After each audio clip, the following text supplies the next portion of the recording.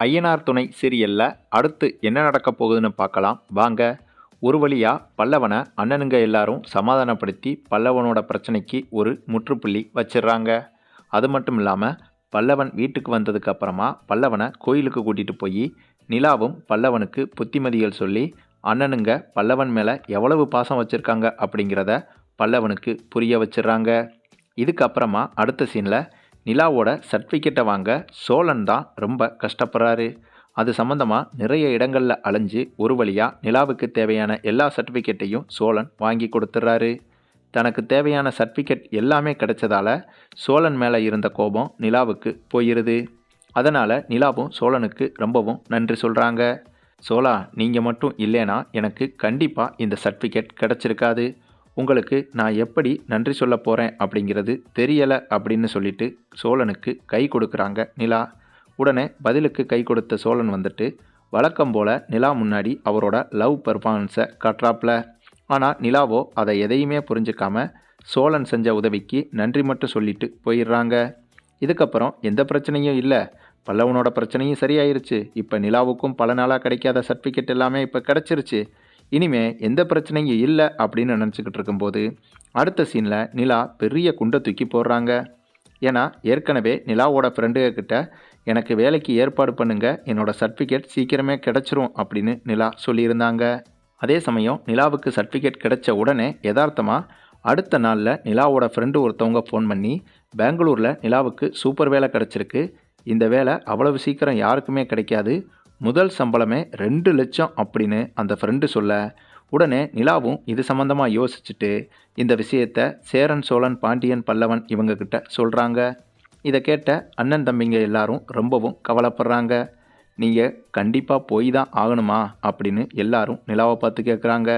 அதுக்கு நிலாவோ பல்லவனை பார்த்து, பல்லவா, நான் எப்போவுமே உங்களை விட்டு பிரிய மாட்டேன், ஆனால் எனக்குன்னு ஒரு வேலை இப்போ கிடச்சிருக்கு, நான் வேலைக்கு போயிட்டு வாரத்துக்கு ஒரு முறையோ இல்லை மாதத்துக்கு ஒரு முறையோ இங்கே வந்துடுறேன். இது என்னோட குடும்பம், எனக்கு சம்பாத்தியம் வந்ததுக்கு அப்புறமா நம்ம குடும்பத்துக்கு தேவையான விஷயத்தையும் ஒவ்வொன்றா கண்டிப்பாக செய்கிறேன். இதை நீங்கள் தப்பாக எடுத்துக்கக்கூடாது, ஏன்னா இது என்னோட குடும்பம், நான் தான் செய்யணும். இப்போ உங்களை விட்டு பிரிஞ்சு போகலை, நம்ம குடும்பத்தில் ஒரு ஆளுக்கு வேலை கிடச்சிருக்கு, அந்த வேலை விஷயமா வெளியூர் போகிறாங்கன்னா எப்படி இருக்குமோ அப்படித்தான் நீங்கள் இதையும் நினச்சிக்கணும். உங்களை விட்டுட்டு போகிறதால நான் பிரிஞ்சு போகிறேன்னு மட்டும் தயவு செஞ்சு நினைக்காதீங்க. எப்பெல்லாம் எனக்கு லீவு கிடைக்குதோ அப்பெல்லாம் கண்டிப்பாக உடனே இங்கே ஓடி வந்துடுவேன். தயவு செஞ்சு புரிஞ்சுக்க பல்லவா, சேரனண்ணா புரிஞ்சுக்கங்கண்ணா அப்படின்னு நிலா சொல்கிறாங்க. இதுக்கு சேரனும் உள்ளுக்குள்ளே ரொம்பவும் வருத்தப்பட்டாலும் பெருந்தன்மையா, சரிப்பா, பரவாயில்லப்பா, நீ எந்த முடிவு எடுத்தாலும் அது சரியாதாப்பா இருக்கும், உன் விருப்பம் போலவே செய்ப்பா அப்படின்னு ரொம்பவே மனசு வலிக்க அதை வெளியில் காட்டிக்காமல் பேசுகிறாரு சேரன். அதே சமயம் பாண்டியனும் லேசாக கோபத்தோடையும் கவலையோடையும், அண்ணி எங்களை விட்டு போகிறீங்களா? சரிங்க நீ, நீங்கள் முடிவு எடுத்துட்டீங்க, போயிட்டு வாங்க, ஆனால் எங்களை அடிக்கடி பார்க்க வாங்க நீ, இதுக்கு மேலே எனக்கு என்ன சொல்கிறதுன்னு ஒன்றும் தெரியலை நீ அப்படின்னு பாண்டியன் ரொம்பவும் சென்டிமெண்ட்டாக பேசுகிறாப்புல. சோழன் எதுவுமே பேசாமல் சரி அப்படிங்கிற மாதிரி தலையை மட்டும் ஆட்டுறாப்புல. அடுத்ததாக பல்லவன் அழுதுடுறாரு. உடனே நிலா ஓடி வந்து பல்லவன் கையை பிடிச்சி, சின்ன பிள்ளை மாதிரி அழுகாத பல்லவா, உன்னோட அண்ணனுக்கோ உங்கள் வீட்டில் அக்கா இருந்தாங்கன்னா அவங்களுக்கோ வேலை கிடச்சா நீ இப்படித்தான் பண்ணுவியா? நான் என்ன எனக்காவா ஊரை விட்டு போகிறேன் அப்படின்னு சொல்கிறேன்.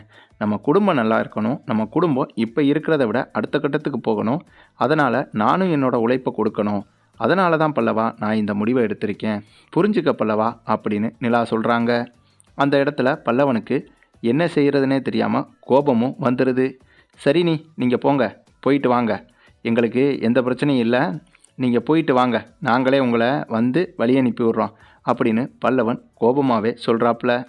பல்லவன் சொல்கிறத பார்த்த நிலாவுக்கு பல்லவன் கடுப்பாக தான் இதை சொல்கிறாரு அப்படிங்கிறது தெரிஞ்சாலும் வேறு வழி இல்லாமல் சரின்னு பல்லவன்கிட்ட சொல்லிவிட்டு அடுத்த நாள் ஊருக்கு சொன்ன மாதிரியே நிலா கிளம்பிடுறாங்க. அதுவும் ரயில்வே ஸ்டேஷன் வர போய் நிலாவை ஏற்றி விட்டுட்டு அண்ணன் தம்பிங்க 4 பேரும் கவலையோட நிலாவுக்கு டாட்டா காட்டி வழி அனுப்பவும் செய்கிறாங்க.